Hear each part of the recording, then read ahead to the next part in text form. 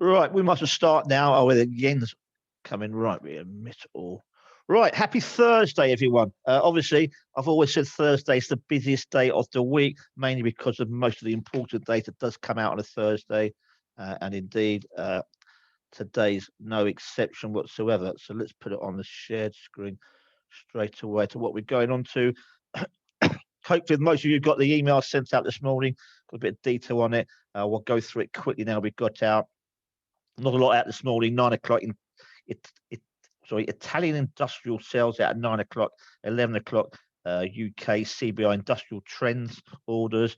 12:45. The ECB decision. We'll go through that in a minute.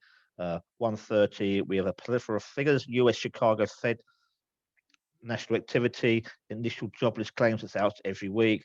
1:30 Canadian housing price index. 1:30 the ECB press conference. 3 o'clock US existing home sales and leading indicators. 3 o'clock we have the EU consumer confidence sales. There's also 12 central bank bond auctions today. We'll go through it when they come out because they obviously will affect the market. But obviously, most of the headlines today will be on the ECB, and obviously, we'll be doing a zoom on that at say 1:25 this afternoon. I'll send the link out later on. Although the ECB aren't expected to do very much. And I think the title is to watch and wait, a bit like Mr. Powell, and rumours they're probably going to plug ahead on the next meeting, which is in June. So we'll go through that, what they can do and what they can't do. And obviously, it does affect a few of the other countries. And that obviously is Mario Draghi, who's come out with a 200-page article about the money that they want to receive from the ECB. Obviously, a structural fund. I'm trying to work out here how much the Italians want to get. And I've missed the place here. I think their one is something like is it the Italian wants 200 billion in the EU funds that go into it. Okay, obviously the other side of the coin was the meeting with Republicans and the Democrats last night in the US, and there was an argument over the funds where this 1.2 trillion will go to. Those of you aren't aware, most of the Republicans actually live in the country, and most of the Democrats live in this city as such. So where they want the roads fixed and bridges fixed in certain places are different to where other people want into the city as such. Quickly going back, so I missed it, was the reason why the ECB infrastructure becomes important is that Draghi's 200-page plan has to be delivered to the ECB before April the 30th, which is the deadline for the EU recovery fund and where the countries want it to go to. Right. Next headline was obviously we had Yellen speak last night. Obviously, they're all talking about the climate change and everything else. Her policies were completely different to the policies of Trump. And obviously, how much it's going to cost for this capital climate change to come down. She's basically said the cost will be enormous. Private capital will be needed to fill the gap. It's obviously a 2.5 trillion. It's different from the things that they gave out last time, and for the US to cut their carbon emissions in the next 9 years by 2030, it will cost them up to $2.5 trillion. The argument being that is how they're going to pay for it and where it comes from. Well, we won't have to wait too long because this afternoon Biden will talk to the 40 world leaders on the climate change, where he wants to target emissions by 50% for 2030. That will obviously be after 3 o'clock our time. We'll hopefully come on to that later, but again, that may be slightly bearish in how it's going to be paid for. News comes out overnight again. Johnson Johnson's vaccine seems to be effective after being defective early in the week. Those of you think are going on holidays, UK COVID passports are available as of tomorrow.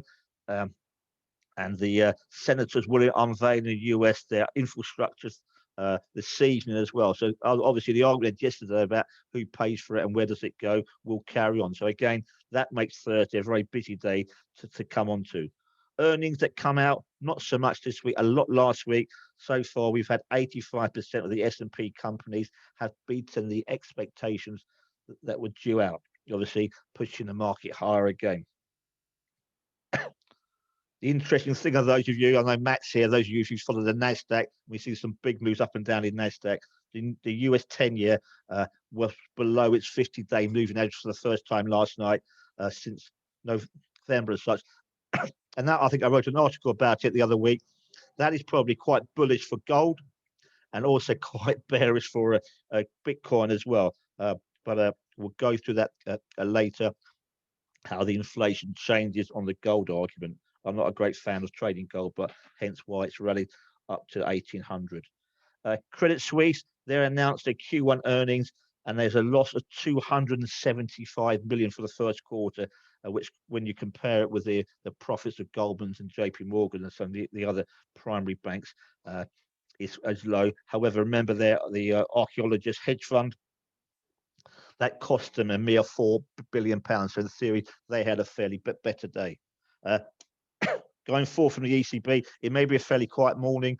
I think those of us yesterday who were patient made more money in the afternoon, especially on the rally on Wall Street that came in. It was quite obvious.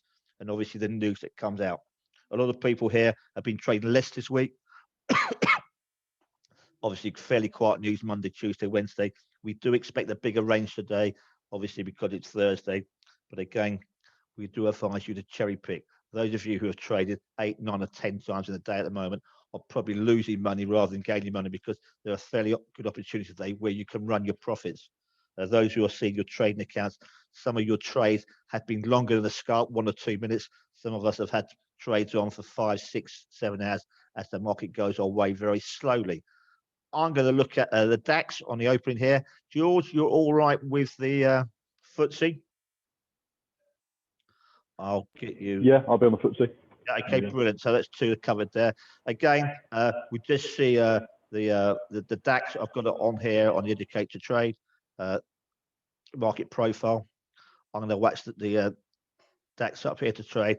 And obviously, again, at 7 o'clock, I did fancy selling the DAX before that. It was just above the POC. But again, for volatility, liquidity, everything else, I was going to wait till 8 o'clock for the move. Again, we wait to see for the price action. Again, yesterday it was fairly slow coming. It didn't come exactly 8 o'clock. It came probably a minute or so later. We may have to wait for that again. Yesterday was also very clear. The FTSE went opposite to the DAX. FTSE went up, DAX came down and caught a few people out. But again, I'd stick to one or the other. George thinks he's a guru on the FTSE now, so leave him on it. We have a look at DAX, which normally the last few days I've had to wait 5 to 10 minutes to open my account to trade. Again, remember, if there is no price action, no movement, it's not a scalp. A few of you I've spoken to recently, when do you turn a scalp into a trade? You can, but when do you turn a trade into a scalp? You don't. It's called a scalp. Drifted off 10 points already. The last so 5 minutes. Coming in. 11 minutes.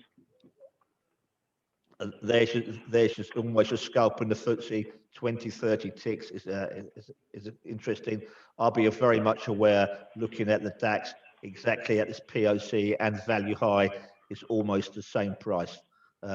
So I'm going to wait and see if you see any movement. Remember, we had quite severe. FTSE's absolutely tanking, isn't it? Well, not absolutely tanking. There we go. Here we go. There's the DAX coming off there. I'm going to keep my eyes on the DAX. Very interested to move over to the FTSE. Yeah, I say 924. Double O's, I suppose. Is that for a scalp? Any scalp on the Thursday before trade is good. 20, 30 ticks in the FTSE is ample. No point to be greedy. As the same as most of you newer trading as a day trader, it's very important for our first trade to be green. That's why we stand a scalp. 5, 10, 20 ticks is green. Puts you on your front foot for the day. It's always a very hard trade to open your account early in the morning. But of course, we want to save some bullets for this afternoon where we know it's going to be busier.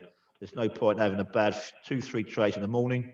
That actually limits to what bullets you can fire later in the afternoon. I'm holding that, I think. Well, you take a scalp, George. You just take the scalp. Yeah. I've closed half, run half. There you are. Should you not be buying like EasyJet on the back of the passport? Well, that's not a scalp. That's a trade you do in about 10 minutes time.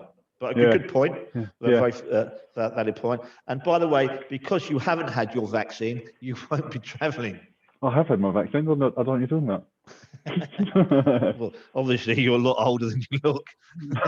It's good moisturiser. Yeah. Again, fairly quiet there. We'll come back. Remember, 1:25 this afternoon. We'll do our Zoom for the ECB. We'll go through it, what they can do, what they can't do. And I think it's basically, we said to you all week, do your homework on the EU, I think what it's called now, Generation Next, this 1.2 trillion, which has been in the market, obviously been in the constitution in Germany, passed and not passed anything else. So I'm pretty sure Christine Lagarde, if she doesn't talk about it at 1:30, I definitely think she'll be offered a question by one of the journalists coming into it. But again, it's again, wait and see.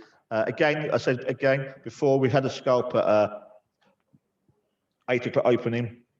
Not much on the map there, but again, as long as we're below that POC in the DAX 15262, you maybe look there. But again, we said we expect to be fairly quiet. This morning, a scalp was probably 20-30 ticks, and we probably had more movement again before 8 o'clock. We find this quite often at the moment. We have seen the previous weeks, the market moved more at 8 o'clock. We tended to see, as George noticed in the FTSE, it was a couple of minutes before 8 o'clock. That's where we come in early. Again, I think we'll be looking at the indices as they're ticking off now, probably on the downside, close to where we can say a bit of control here. A lot further down really in the DAX, for me to go long, would probably be around about 151, 62, 70 round here on the bell of the market profile. Okay, have a good day. Hope to see most of you at 1:25 this afternoon. All those who've got one-to-ones, I'll see you later in the morning. Thank you. Cheers, Neil. Bye. Cheers, Neil. That's easy. Thank you.